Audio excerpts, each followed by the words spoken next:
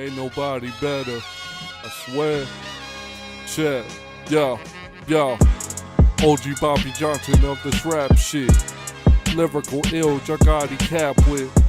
Don't give a fuck about you other rappers, bitch. Cause all you other rappers is straight whacking shit. I ain't feeling them. Like a dentist, I'll be drilling them. Yeah, what's up, y'all? It's your man, Lyrikile. And you're checking out 905 Hip Hop Nation. Shit, peace. You know, what got me into hip hop was, definitely got to be the OGs that pioneered this hip hop shit.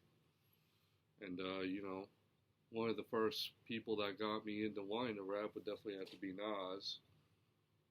You know, his first album, Illmatic, was the very first CD that I owned. That was a rap CD.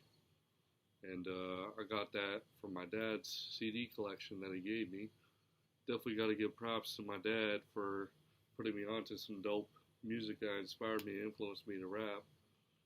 Also, got to give some mad props to my mom, who put me onto some dope music that got me into listening to music in the first place. So I definitely got to thank both my parents for putting me onto some really awesome music, man. You know, if it wasn't for them, I wouldn't be here right now speaking to y'all. And then, other influences would definitely have to be, Big L, his first album, Lifestyles of the Poor and Dangerous, and his second album, The Big Picture, which definitely really got me into wanting to write rhymes and shit. And then, there's other dudes that I'm inspired by, like, Necro, OC from Digging in the Crates, DITC, Razkaz, Common, AZ, list goes on, bro. But yeah, that's pretty much what got me into hip hop in the first place. Well, my career started from battle rapping and freestyling in ciphers, pretty much. So this was before I took music fully seriously, releasing full-length albums and mixtapes and singles and releasing music publicly online. So this is probably around the same time that I just listened to, both Big L and Nas and got inspired and influenced to want to rap. And I was probably around like the age of 12 or 13 years old. And by the time I was like 13 to 14 years old, I was fully in battle rapping and rap battles and also freestyling and ciphers with a few of my friends and buddies around the way. And, eventually word got out around the way that, I was one of the nicest to rap, and people from other, neighborhoods and areas wanted to, test me and battle rap me. And, that's where I developed my skills and my flow and lyrics, from battle rapping and freestyle and ciphers. It's like, let's be honest, I'll be honest with you, I didn't know how to make full songs or structured songs. And honestly, to this day, I don't even structure my songs. I just know that you gotta put a intro here, hook here, verse, hook, maybe a third verse if I'm in the mood, but usually just a hook after the second verse and then outro. So before that, when I was battle rapping, I did not know shit about that. I'll be honest with you guys. So that's pretty much how my career started.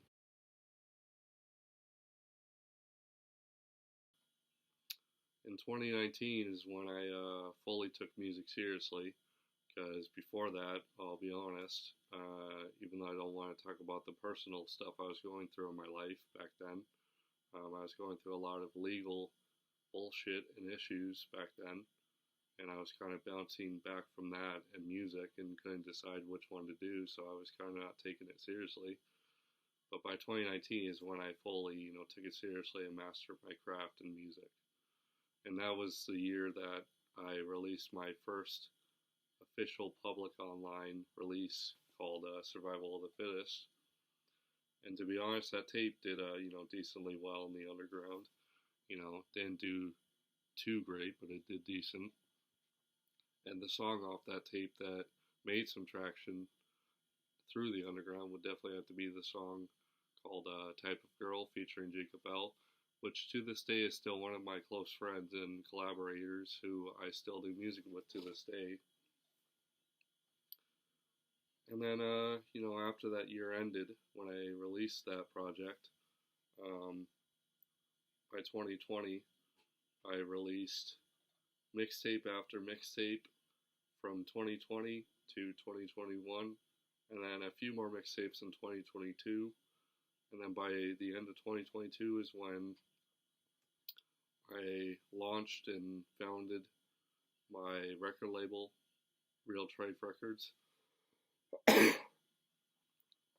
And that's when I was thinking bigger, and I started working on my first debut studio album, which would later become to be Welcome to the Darkness in the year after that in 2023. And honestly, that was probably the very first time where I actually started releasing and shooting music videos, which at the time were kind of, low budget, but I was working with what I had to work with.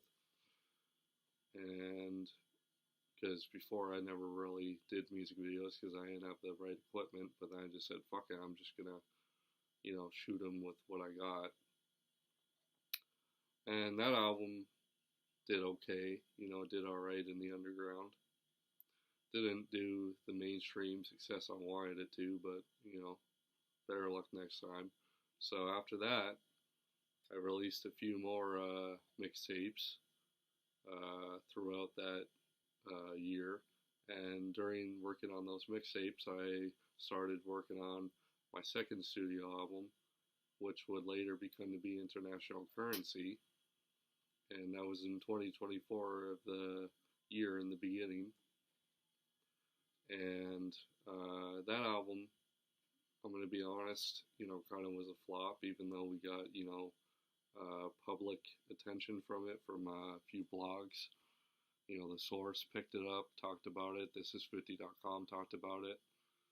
And, another blog talked about it, but that's pretty much it. And, here we are today.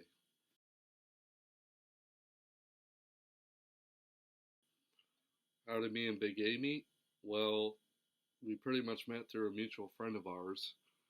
And how I knew about Big A and how I met him the first time was because I used to hang out with my friend. I used to go over to my friend's house, and the reason why Big A was there was because he was babysitting and used to babysit my friend and his older cousin, which at the time, we were probably around like in our mid to late teens, and Big A was already like in his early to mid 20s, so of course he was pretty much the adult and OG in our group, and we were pretty much the babies.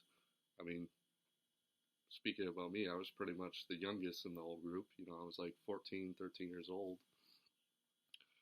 And then, I didn't see him for a whole year after that. And that was during the time when I got caught up in a lot of bad stuff, which unfortunately I can't speak about on here because I don't want to incriminate myself and be a dumbass. And then, a year passed, and in 2015, that was the year where, true story, I'll tell on here, is that I, funny enough, was walking to Wendy's from my house, which was not too far from my house that I was living at the time. And I'm in the Wendy's, and dead ass, I'm in line, and there's a guy in front of me, and it's a tall black guy, tall skinny black guy, and I'm pretty much describing you guys how he used to look back then. And surprisingly, he turned around. I didn't know it was until he turned around. Funny enough, he turned around. I was like, oh shit, what's up, man? How's it going? He's like, oh, not much, bro. How are you? And, like, honestly, man, Big A, he's a very, humble and down-to-earth, chill guy, man, He's not very judgmental of anything, He's not, like, mean or rude. He's respectful. He's pretty chill and down to earth. He's probably the most humble and down to earth guy I've ever met. You know, and ever since then, we just started making music. We would come to my house frequently. A few times a week, and I had a few studio equipment like a mic and a mic stand and an interface and a computer and headphones. But I didn't really take music that seriously. And then, by this time, I think it was like 2016, I think, I want to say. Um, I was looking up local studios and I found a studio in my area, which as of right now is, not around anymore. The guy that owned it, he pretty much doesn't do anything music related anymore. But I used to go to this studio called Strange Pumpkin Studios for people who may not be in my area or who may not remember that place or may not have remembered it at all. And I used to go to this studio, and the guy was pretty chill. He was nice. Shout out to Kyle. Pretty cool dude. Um, you know, and after that, I just realized like why waste money on paying someone to record me. No offense to Kyle or anything, he was a very good help of developing me as a studio engineer and mixer. And without him, honestly, I got to give props to him. Without him, I probably wouldn't be as good you know, as I am today of recording myself personally and other artists that I've worked with that are on my label. So, after that, when I started recording myself, I started recording, stuff with me and Big A. A lot of it began back in like 2015, but that stuff didn't get heard until, a long time later, till now. And since then, we've just been working on music, and he's been a very good homie. He's been a close friend of mine and a collaborator, and he's doing a lot of good things, to this day today. So yeah, that's how me and Big A met.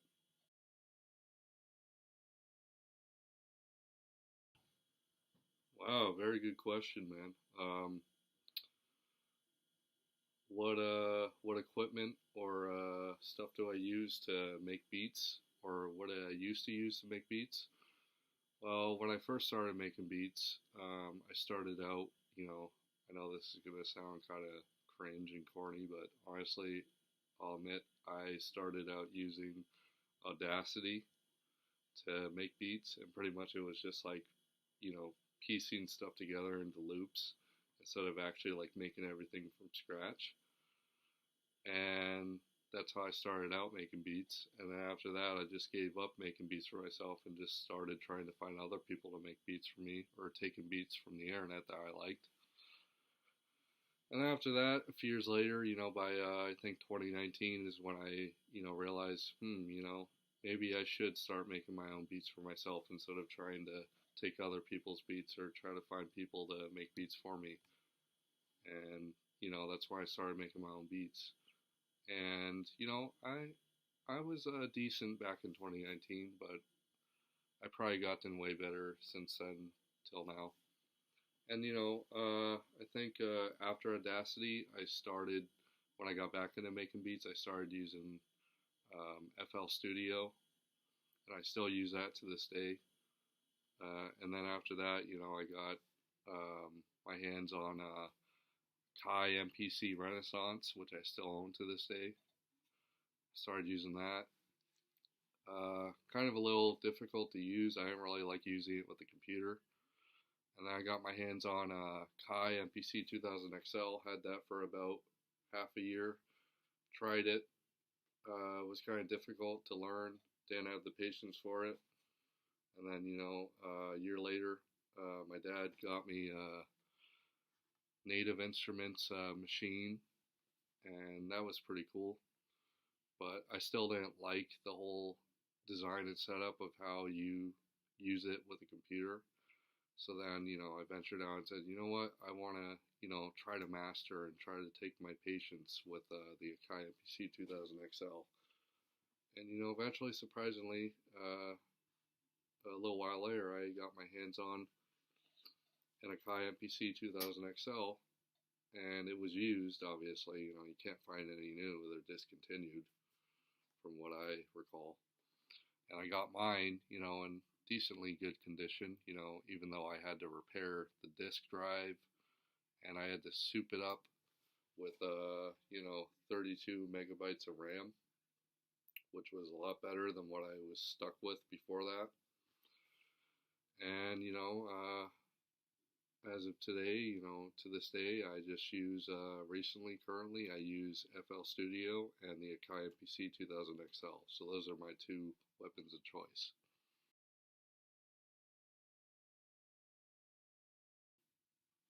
Do I have any advice for any upcoming MCs or artists that are starting out or coming up? One word of advice.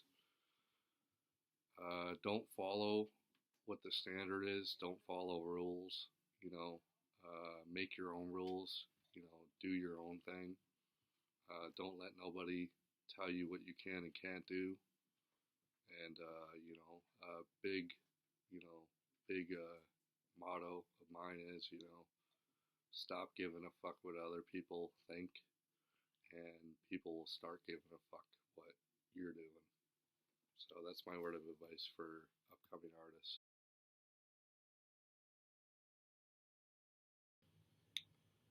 Well, what do I got planned for recently? What am I doing as of new music? Well, I got a new album that I'm working on, and it's almost finished. And unfortunately, I can't tell you guys the name of the album or when it's dropping, but all I can tell you is it is dropping next year in 2026. But as of this year, we're dropping a couple singles for the album. And the first single off the album is my newest single that's dropping next month on the 7th of February. So be on the lookout for that. That song will be called On Top of the World. And I'm very proud of that song, and I just know it's going to do pretty good. So that's what I've got working on recently, as of right now.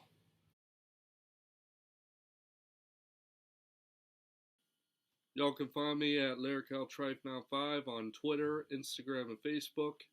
You can also find me as Lyrikile Trife on SoundCloud, YouTube, Spotify, and Apple Music and Tidal. And also, definitely check out the website, my own official website, realtriferecords.com. And you can check out some dope music. Soon we'll be having some merch like clothing and other shit.